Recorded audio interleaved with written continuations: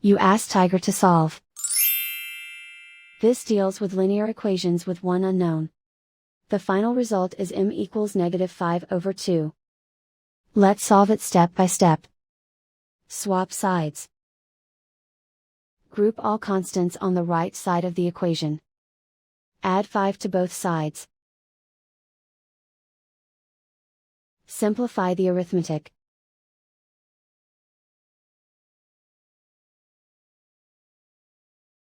Isolate the L. Divide both sides by 4. Simplify the fraction.